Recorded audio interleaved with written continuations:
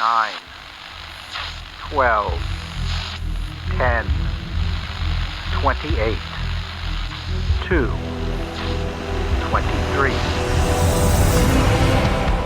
This is Deep State Radio. Hello and welcome to the podcast. This is DSR. This is the Mothership, the podcast that started it all, where each and every week we talk about something that's important in the world, national security, foreign policy specialized. But this week we're going to talk about something that we think has resonance for all of those things right here in America. Of course, we are lucky to have one of our originals, our founding mothers here, Rosa Brooks of Georgetown University Law Center. How are you doing, Rosa? Oh, fantastic, David. Relaxed, very comfortable about the state of America. Almost catatonic. Yeah, amazing what pharmaceuticals can do for you. Yeah, well, that's fantastic. And to join Rosa, we have a special guest, Bart Gellman. He's the senior advisor to the president and executive director of the Brennan Center, focusing on strengthening democratic safeguards for the 2024 election and the presidential administration in 2025. He was an award-winning writer at The Atlantic and at The Post, where he led teams to multiple Pulitzer Prizes, and very special for us to have him join us. Thank you. Welcome, Bart. Pleasure to be here. Are you somewhat more animated than Rosa? I'm never better. I'm supposed to be the pessimist. Everyone thinks I can find a cloud around every silver lining, but I am feeling okay. Well, oh my God, really? It's for me, it's bizarre. Okay, good. Well, there's three of us are peas in a pod, I think, because Rosa wears the thorny crown of entropy around here, and my first nickname from my parents was Eeyore, and that's why we're going to turn our attention to what could go wrong with the upcoming elections. Now, I don't mean could Kamala Harris lose, although that would be disastrous. I'm going to set aside the exact vote counts. Or maybe even I'll posit, I think Kamala Harris is going to get several million more popular votes and may eke out a victory in the Electoral College. But then what happens? And Bart, I'll start with you. Today, Donald Trump, offered up a tweet saying, there's massive cheating going on in Pennsylvania, never before seen cheating, biggest intergalactic cheating levels.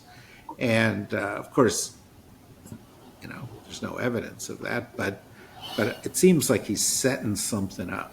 What do you think he's setting up?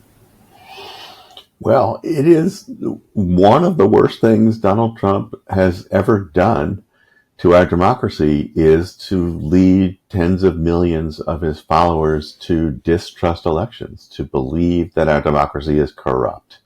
And he is doing it again. He has always done it. He did it to greatest consequence in 2020. But he certainly will try to overturn the election if Kamala Harris wins the Electoral College. And he has some advantages this time that he didn't have in 2020. But I'll just give you the headline up front. In September of 2020, a couple of months before the election, I predicted that he would try to overturn it if he lost. And I envisioned a lot of the things that actually ended up happening. But at core, I was uncertain whether the system could withstand that assault. I didn't know if he could break the system. In fact, the headline on the cover of The Atlantic was the election that could break America. And this time I'm quite sure he will try again. And this time I'm pretty confident he will fail. I don't believe that he can overturn the results if Kamala Harris wins. And that's why I'm in a fairly calm state at the moment. Well, that's just crazy talk. Rosa, talk this guy back onto the ledge where he belongs. Well, so on the one hand, I agree with part of Bart's analysis 100%. I think that, as was the case in 2020, it's not so easy to hijack an election. You know, that partly because it's decentralized, you know, you have to mess with a whole lot of people. You have to suborn a whole lot of people, or you have to destroy a whole lot of ballots in a whole lot of places, and that's just really, really hard to do. You know, virtually impossible to do, unless you have, you know, a truly vast conspiracy, and frankly, I don't think they do. So I do think that's the good news. But here's what still worries me, Bart. I'm going to see if I can get you back out on that panicky ledge. When it's as close as this may be, right? If we really are coming down to potentially, you know, 5,000 votes in a handful of states, 5,000 votes plus or minus in a handful of states, key states, key precincts that could make the difference in the Electoral College. I think David is almost certainly right that Harris will win the popular vote. But as we know, it's the Electoral College vote that matters, which means a tiny number of states have outsized significance. And if it's down to a few thousand votes, then you don't actually have to mess with hundreds, thousands, tens of thousands of different polling places, et cetera, or officials.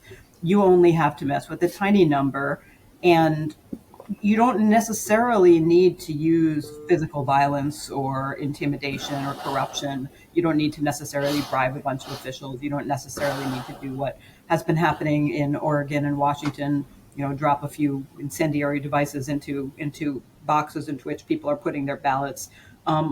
All you need to do is create just enough chaos that, you know, 10,000 people who would otherwise turn up to vote for Kamala Harris don't vote.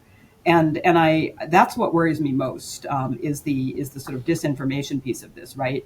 That you spread rumors on social media on election day morning that there was violence at polling places and that people who show up to vote are getting beaten up or killed or whatever, or you spread some other kind of rumor. The polling places have been closed. There's been a gas leak, whatever. It doesn't matter. That an election this close, if you can get 10,000 people just not to show up, you potentially alter the outcome of the election. And that's something that's very difficult to attribute, you know, in terms of attribution. Who spread that rumor is hard enough.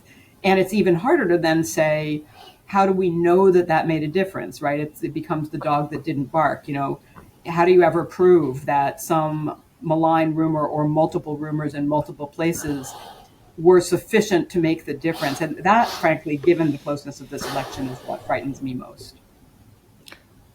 Okay, how you feeling now, Bart? A little headache is starting to grow in the back of my head.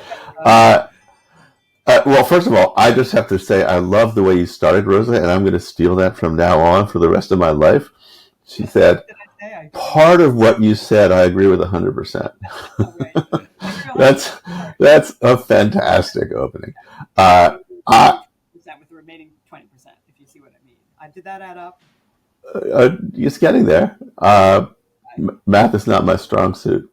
Look, I am not saying that there won't be a lot of really bad things that happen. I think before we have any idea what the actual result is, Donald Trump is going to declare victory and simultaneously declare that there is historic levels of fraud and corruption going on, so that he can... Should we start a betting pool around what time that's going to be on election night? Like 10 o'clock, maybe 9 o'clock? 11:30. 11, okay. I think that's probably right because he can't stay awake much longer than that. Do you think that's right, Rosa? 11:30? I would say even earlier. I mean, because enough polls close at 10 p.m. I'm gonna go with 10:45. Okay. Okay, we'll come back. The winner will get a fat. Keep in mind, he waited till just about 2 in the morning in 2020. Yeah, but that was practice. Now he's an expert. Right. Okay. So look, so your scenario, Rosa, among all the many different ways that you could try to throw an election, is voter suppression. using disinformation. But think about how that has to work. If they put up a fake video showing rioting in flames at a certain polling place, everybody's carrying around a camera in their pocket. And so you will very soon get a lot of people putting up videos showing that the polling place is perfectly fine, and there will be networks breaking in with PSAs from the election officials saying everything is fine, come on in, water's warm. And voters can always choose a different polling place if they want to. People are very highly motivated to vote. This time, I just think that has less impact than you might think, but there'll be a lot of scary things that happen. I mean, the incendiary devices in Portland and in Vancouver, Washington, just over the border, one of them destroyed 3 votes. One of them may have destroyed a couple of hundred, but there are good records for when the last time the drop box was emptied. And now election officials can notify every single person who could have cast an early vote that if you cast it between these hours and those hours, you should come cast your ballot again. The big impact of that is probably not going to be very big. And there are contingency plans for just about every other scenario that can go wrong with an election. I went around talking to secretaries of state and county election supervisors around the country, and especially in swing states. And they have hardened their infrastructure. They have updated their procedures. They have added new checks and balances. There are. I'm convinced, and more importantly, they're convinced that they are ready for just about anything that Trump and his people can throw at them. Rosa, one of the things that strikes me is, Bart earlier talked about, if they had a vast conspiracy, that in the past couple of days, I've read about more incidents than I read about in prior elections, where, Trump voters are getting thrown out of voting places for having a tantrum or wearing a MAGA hat and being asked to remove it, or a tattoo. It was a MAGA tattoo. MAGA tattoo. That shows a lot of foresight. That tells you a lot about that person's judgment. But and the incendiary devices and the waves of court cases in the state in which you live, Rosa, one of the states in which you live.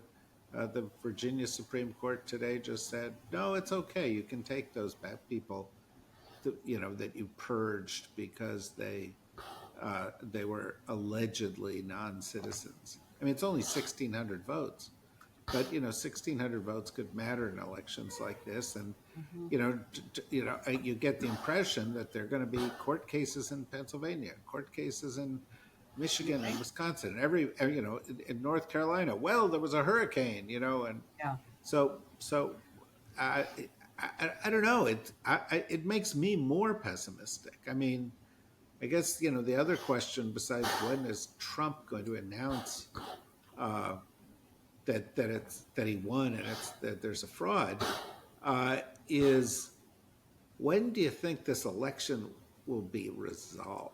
Oh boy. Well, first of all, I want to go on record as being very firmly in the camp of I have absolutely no idea what's going to happen. As I've said before, I think Harris could win in a landslide, both the popular vote and the electoral vote. I think that's a possibility. And I think if her margins are high enough, none of the paranoid things we're talking about will make any difference. I also think Trump could win in a landslide, almost certainly not popular vote, but electoral vote is a possibility, and everything in between. And depending, some of the scenarios I was just highlighting become irrelevant if it's a landslide one way or the other. My worries kick in if it's really, really, really, really close, if it gets decided by a few thousand here and there in a few states. So I think, what follows from that is I also have absolutely no idea when it's going to be decided. We might know at, midnight or 2 a.m. After election day. We might not know for 2 weeks. It just depends. Partly it depends on the possibility of lawsuits and so on, and what, are things being recounted? Are lawsuits making them be recounted? Are people paying attention to lawsuits? What's happening? Anything from no chaos to extreme chaos and civic violence could occur. Um, Going back to the issue of disinformation, part of the reason I'm more pessimistic than you are on that, Bart, if it's really close, um, is it's the old line of a lie spreads halfway around the world while truth is still putting on its shoes. Yeah, if there's disinformation saying, oh, your polling place has been closed, or suddenly people get emails or robocalls saying you have been stricken from the rolls, you'll be arrested if you turn up to vote, or don't go to the polls, it's dangerous, there's a riot, whatever. Yes, absolutely, election officials and mainstream real news outlets, of which there still are a few, I understand, will immediately be saying that is not the case. Nonprofits, get out the vote nonprofits are going to be trying to call people and say that's not true, it's fine, etc. Or even if this is polled, you can go to a different polling place, whatever. But again, this is sort of like the question of like, how is it that there are always people who fall for the most blatantly obvious, hi, I'm a Nigerian prince and I lost my wallet, please wire $10,000 and I'll pay you back twice as much. People fall for that stuff too, despite how many public service announcements saying do not fall for such a scam. There will be an equivalent percentage of people, even in a very unsophisticated scam, who will hear the first thing and not all the many messages saying that's not true. And again, it doesn't matter if it's not close, but if it's really, really close, I worry it could make a difference. Will I go so far as to predict that that's what happens? No, because as I said, I'm in a state of radical agnosticism, not to speak of depression. But I also think that I don't think we can be sanguine about it. And I actually think, for our 17 listeners to our podcast, and we thank you for your loyalty. Please go out. 17. Please go out and tell I know each of you have at least 1.3 friends. And we need you all to be going out to saying to all of your 1.3 friends and your grandma and your Aunt Betty and everybody else, hey, if somebody tells you something that makes you think that you shouldn't go vote because there's been some natural disaster or criminal act or anything else, or you're in trouble, do not believe it. Give me a call. We will help you verify that and we will help you get to the polls. Bart, there are tens of thousands of listeners on this podcast, and Rosa is insulting them. Pardon me? So he says. Hey, look, I'm not making this up. Anyway, Bart, perhaps you would like to respond to Rosa. So, a couple things. To take the last thing first, there's a legitimate risk of that kind of voter suppression by use of disinformation. I would say it has been moderated somewhat by the actions taken after the last election and since. I think that there is some deterrence value to the fact that fake electors have been indicted from the last election, that lawyers who tried to help Donald Trump with his coup have been indicted, and others have been sanctioned. Some of them have been disbarred. People who who are on county election boards in Arizona and refuse to certify an election have been indicted. There's a criminal investigation ongoing now into a guy who was behind deepfake robocalls in, I want to say, Connecticut, that used a simulacrum of Joe Biden's voice to say, "Don't come out and vote in the primary. Save your ammunition for the real election in the fall." They tracked that guy down, and it looks as though he's going to be prosecuted for it. So people can't play these kind of games with full confidence that they get away with it. Though I would say that risk is not likely to deter foreign adversaries who are using disinformation this time more than in the past. What do you worry that foreign adversaries are going to do the deep fakes and do They kind of active measures, as they like to call Yeah, they already are, according to the Office of the Director of National Intelligence. There was recently a video that had some virality on social media of a black man who said he was, he gave his name and said he was a student at Tim Waltz's high school back in the day, and Tim Waltz sexually assaulted him or sexually harassed him. And it was a real name of a real high school student from those days, but it was not that guy. In fact, it was probably a deep fake, an artificial video of a non-existent human who gave the testimony.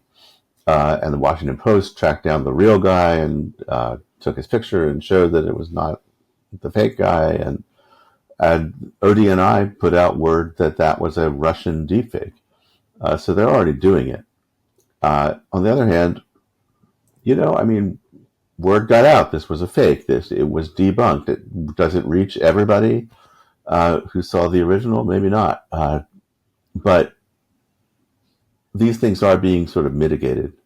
And as far as the question about how the election comes out, when we're going to know, the most important thing to me is that the election seems to be in a dead heat. The pollsters are all herding around, a 50-50 election or, 48-48. And we know that for 50 years now, the polls in a presidential cycle are off by a mean figure of about 3.5%. So if polls are off by something like that, then one of them is going to run away with it, as Rosa said. If the polls shift by something like 1 point something percent, then one of them wins 5 of the 7 battleground states. If polls shift by 2 points, one of them wins all the battleground states. So I am not expecting that this vote will be decided by 537 votes in Florida or Pennsylvania or whatever. I think it's possible that we'll know on election night. I don't think it's likely that an unofficial result, the one that the AP and the networks put out, will be delayed any longer than it was in 2020, which was the Saturday after the election. And even before the Saturday, there were strong indications that Biden was going to win. But as far as the unofficial estimates went, he didn't lock it down until the Saturday. But it's to be expected. It's more likely that it'll take a couple of few days for us to know the answer. But stay up late on election night, you might find out.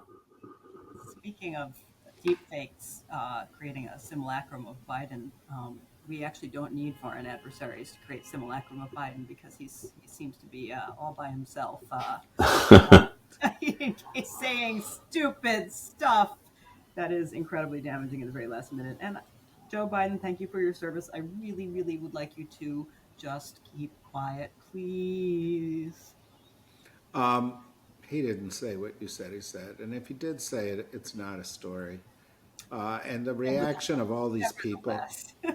Yeah, well, Politico runs, well, it doesn't matter. Whatever he meant, this is causing a ruckus, and it's like, well. Rosa wishes that he had pronounced the apostrophe more clearly. Yes. You've got to enunciate the apostrophe. Silent apostrophe, yeah. Well, apparently the following term was in the singular because there's been multiple in-depth analyses that have proven that was its intent. But he doesn't need to say anything. We really don't need No, it's really true. And look, I'll add one other thing that will alienate our tens of thousands of listeners. But however this turns out, thank God he is not the candidate. Mm-hmm. Or thank Nancy Pelosi or somebody. I admire and respect his service, but he would not have done. I mean, she was great last night. No, we have 2 minutes left. Would be an even deeper doo-doo, to quote one of our former presidents, if Biden were the candidate. Actually, we only have 30 seconds left. You may each have 15 seconds to comment on last night's rally at the Ellipse. Bart. I'm going to give you a really boring answer, which is that I have to say, as a Brennan Center employee, that I am not taking sides in this election. They're saying who people should vote for. Sorry about that, but it's true. Well, I've encountered this kind of Brennan Center fastidiousness in my own life, and I admire it. 501c3 employees. Let's I, in my personal capacity, Bart told me to shut up and be nonpartisan until Labor Day, but I'm pretty sure it's after Labor Day. And since I'm not a Brennan Center employee and I'm speaking in my personal capacity and not on behalf of Georgetown University Law Center or any other 501c3 with which I might be affiliated, I thought it was awesome. Both my daughters went to it, and I got wildly enthusiastic reports from them. And I think Kamala Harris, regardless of whether I thought coming into this that she would be the strongest possible person, I think she has put on the strongest possible campaign that somebody in her position could put on. And by that, I mean somebody who's the vice president who can't exactly say, oh, yeah, all those administration policies, I never agreed with them. I think she's done as good a job as humanly possible. And now it is up to either God or Nancy Pelosi. I'd actually prefer if it was up to Nancy Pelosi. But hey, we're going to take what we can get. Do you know anybody who is perspicacious enough to say she would perform this way? Perspicacious? What kind of word is that? That's too fancy. I don't know what that means, David. Oh boy. And that's the kind of thing that makes people vote for Donald Trump. When elites like you use fancy words that we don't understand. I was just trying to take credit for having been saying that she was going to do this way for 5 years. But okay. Take that away. Bravo, David. Bravo. Thank you. That's all I wanted. And Bart is only applauding your vocabulary. No, he's certainly not, and he's certainly not taking a political position. Anyway, you guys are great, and this was a very illuminating discussion, a very important issue, and I'm glad that we could have the conversation with you here on the Deep State Radio Wednesday show. We are here sort of every day between now and the election to talk about other aspects of it. And we hope you'll join us. But until then, thank you, Rosa. Thank you, Bart. Thank you, everybody, for listening. And bye-bye.